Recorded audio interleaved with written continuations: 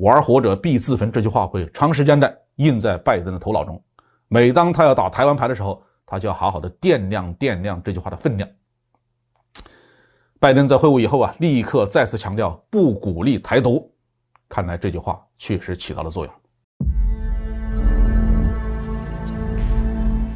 各位网友大家好，欢迎来到包明说。这期的话题我们说的是拜登隔夜就亲自打脸台湾当局，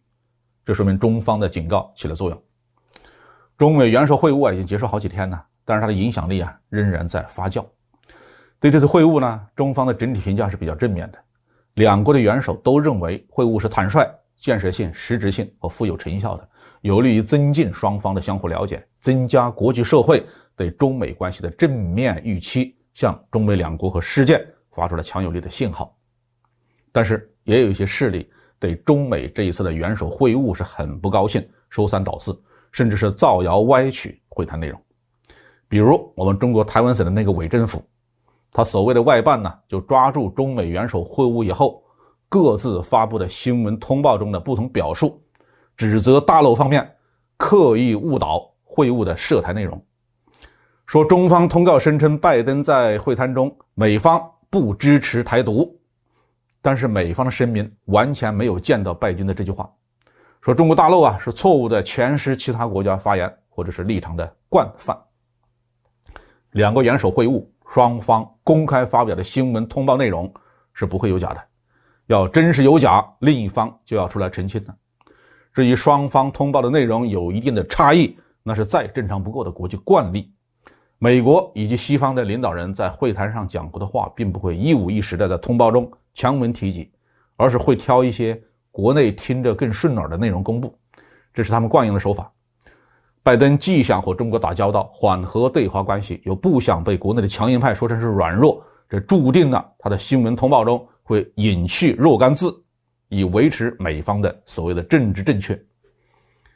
台湾方面抓住这一点大做文章，完全是在混淆视听，是在制造和传播虚假信息，目的是想继续蒙骗台湾人民，造成美国支持台独的假象。可是这些台独分子太高看自己了，他们明明只配当美国的棋子，却也想利用美国的狐假虎威。美国会给你利用吗？打脸马上就来，甚至都不隔夜。当台湾当局大肆炒作拜登没有说不支持台独，中国大陆误导事件的时候，拜登在16号晚间回答记者提问的时候明确的重申，我不鼓励台湾独立，台当局必须自己做决定，并且以就是这样接受了对记者提问的回答。这还什么好说的呢？拜登呢心里估计也是一团火，本来还指望通过美方自己的新闻稿保持点模糊空间，可是台湾当局偏偏不识趣，非逼迫的拜登再一次亲口在全世界面前清清楚楚明明白白的强调一次不支持台独。拜登这次之所以这么快这么明确的表明这个态度，我想是因为我们在中美元首会晤中的话起到了作用。在台湾问题上没有拐弯抹角，而是当着拜登的面直接指出台湾局势面临新一轮的紧张，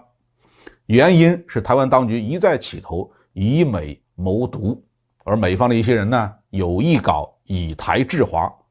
接着就强调这一趋势十分危险，是在玩火，而玩火者必自焚。我们可以查一查，在正式的面对面的外交会谈的场合，尤其是在元首会晤的场合，玩火者必自焚这种严厉的措辞，中方之前是从来没有使用过的，而这次就是用了，而且是当着拜登的面说的，这种警告程度是前所未有的。